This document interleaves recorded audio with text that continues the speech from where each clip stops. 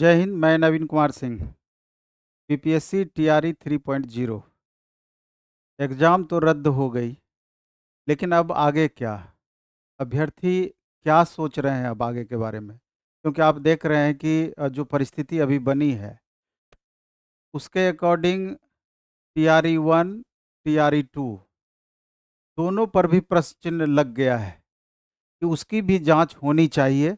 और टीआरई 2 खास करके शंकाएं अब जा कर के वहाँ पर भी बन गई है कि क्या वहाँ भी धांधली हुई है, क्योंकि टीआरई 1 के बनिस्पत अचानक टीआरई 2 में इतना अधिक कट ऑफ पहले से ही एक शंका उत्पन्न कर रही थी।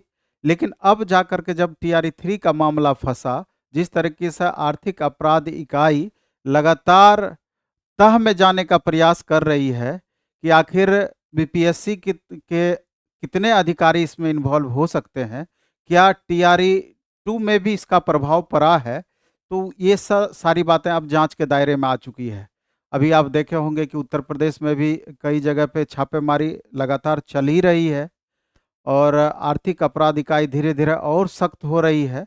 तो सबसे पहले तो आर्थिक अपराध इकाई को धन्यवाद देना चाहते हैं तमाम अभ्यर्थी की तरफ से कि उन्हीं के कारण अभी जा कर के ये टीआरई 3 रद्द हुआ। और टीआरई 2.0 में अब ये देखना है कि वहाँ मामला किस तरीके से गड़बड़ हुआ है अथवा नहीं हुआ है, और अगर गड़बड़ हुआ है तो उसके दोषी पकड़ में आते हैं कि नहीं, अगर पकड़ में आते हैं तो उन पर क्या कार्रवाई होती है, क्या टीआरई 2.0 संपूर्ण रूप से कैंसिल हो सकती है, अथवा जो पकड़ में अगर जो टीचर आएंगे, जो अभ्यर्थी अगर लाभ लिए होंगे इनडायरेक्ट रूप से, सिर्फ उन पे गाज गिरेगी। बहुत तरह की बातें हैं, लेकिन हमको लगता है कि अभी टीआरई 1.0 टीआरई 2.0 की तरफ मुखातिब ना हो करके टीआरई 3.0 पर पूरी तरीके से अभ्यर्थी को फोकस करनी चाहिए। और अब ये एक बड़ा सवाल है कि अब आगे एग्ज़ाम कब तक, क्योंकि आपका 5 अप्रैल को 9, 10, 11, 12 का एग्ज़ाम एक तरीके से टेंटेटिव था, कन्फर्म ही था, लेकिन वो भी एग्ज़ाम अब कैंसिल कर दिया गया। तो अब क्या लगता है कि ये एग्ज़ाम संपूर्ण रूप से यानी कि टीआरई 3.0 में 1 to 5, 6 to 8, 9, 10, 11, 12 कब तक हो सकती है?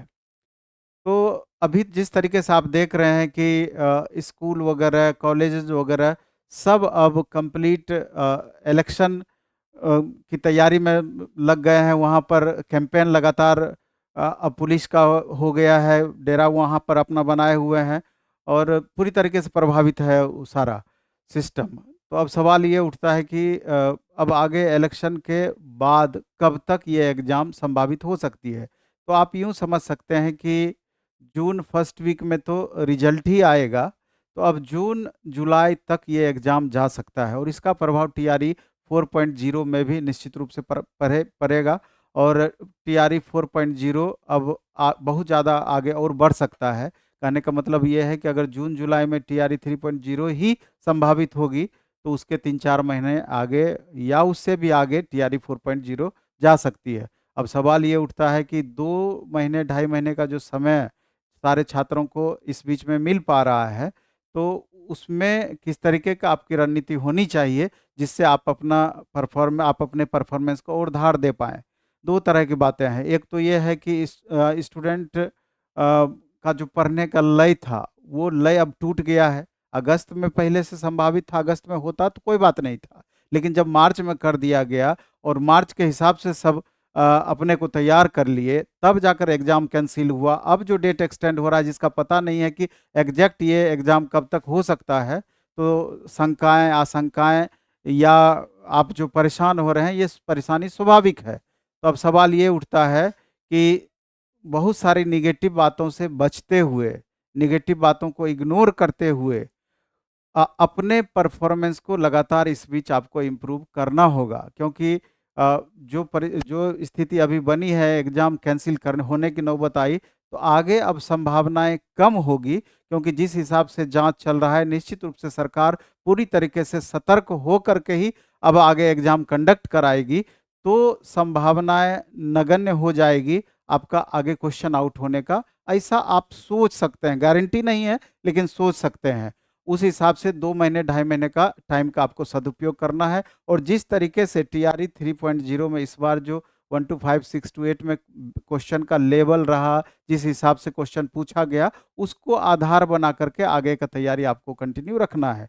आधार बनाने का मतलब ये हुआ कि अभी आप देखें कि 6 to 8 में सोशल साइंस में अगर हिस्ट्री की बात करें, तो जैसे मोर देन 50% क्वेश्चन आपका वर्ल्ड हिस्ट्री से पूछ दिया। उसी तरीके से पॉलिटिकल साइंस में देखें, एक टॉपिक लोकतंत्र से कितना क्वेश्चन पूछ दिया है। तो इन सारे टॉपिक पर खासा फोकस आपको करना चाहिए। और भी मैथ एंड साइंस में भी देखना है कि किस तरह का क्वेश्चन पूछा, और TRE 1 TRE 2 को भी बेस में आपको रखना है, उसको भी इग्नोर नहीं करना है। सारे लेवल को मिला करके अपने को तैयार करने का प्रयास करना है। तो अब पढ़ा हुआ तो आपका लगभग सारा कुछ हो गया था। अब अधिक से अधिक बेहतर रिवीजन की तरफ आपको मूव करना चाहिए। अधिक से अधिक क्वेश्चन का प्रैक्टिस करना चाहिए। अधिक से अधिक सेट का प्रैक्टिस करना चाहिए। और जो भी कमियां अगर रह गई होगी तो इस बीच में उसको इम्प्रूव करने का प्रयास करना चाहिए। जहां तक प्लेटफॉर्म बाय नवीन कुमार सिंह का सवाल है, तो आफ्टर होली अब प्रैक्टिस सेशन यूट्यूब पर तो आपका अलग चलेगा, उसमें कहीं कोई दिक्कत नहीं है। लेकिन इसके अलावा भी छोटा छोटा बैच ऐप पर कुछ कुछ उस तरह का आ सकता है, जस्ट रिवीजन कराने के लिए, टॉपिक वाइज क्वेश्चंस का कलेक्शन, स्पेशली ऑप्शन सहित पूरा डिस्कशन, और खास करके उस तरह का क्वेश्चन का कलेक्शन जैसा अभी पूछा गया है, और उस हिसाब से उसका सॉल्यूशन, मतलब एक अरेंज वे में, जिससे कि अधिक से अधिक आपको फायदा हो पाए। तो और दूसरी बात एक और हम बता देना चाहते हैं कि अभी आप देखेंगे आगे होली आपका है। सबसे पहले तो होली की शुभकामनाएं सभी को।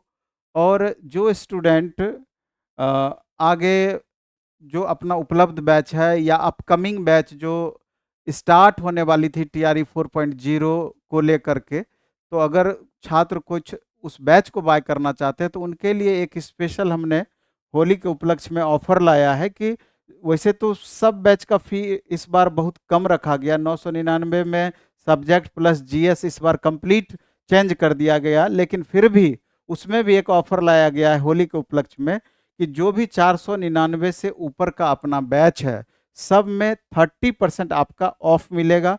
ये आज यानी 22 तारीख से लेके 31 तारीख तक इसमें होली 30 करके आपको कूपन कोड लगाना होगा। होली 30 कूपन कोड लगाना होगा, जिस होली और 30 के बीच में गैप आपका नहीं होना चाहिए। और ये आपको प्लेटफॉर्म बाय नवीन कुमार सिंह ऐप पर उपलब्ध बैच में ये सुविधा मिलेगी। तो जो स्टूडेंट चाहें इसका लाभ उठा सकते हैं। और जो बातें अभी हम बताए आपको कि छोटी छोटी बहुत सारी बैचेज आएंगी प्रैक्टिस के लिए आफ्टर होली, यानी कि अप्रैल के फर्स्ट वीक से, तो उसके लिए भी आप तैयार रहें और आप खुद भी एक अरेंज वे में बेहतर तरीके से तैयारी में आप लग जाएं, जिससे कि इस अपॉर्चुनिटी का लाभ आप उठा पाएं।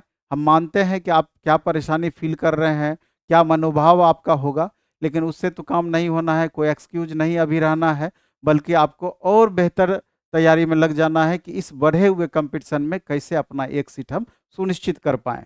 तो इस वीडियो में हम इतना ही रखेंगे, बातें बहुत सारी हैं, धीरे धीरे और भी बातों पर अगले वीडियो में हम चर्चा करेंगे। धन्यवाद।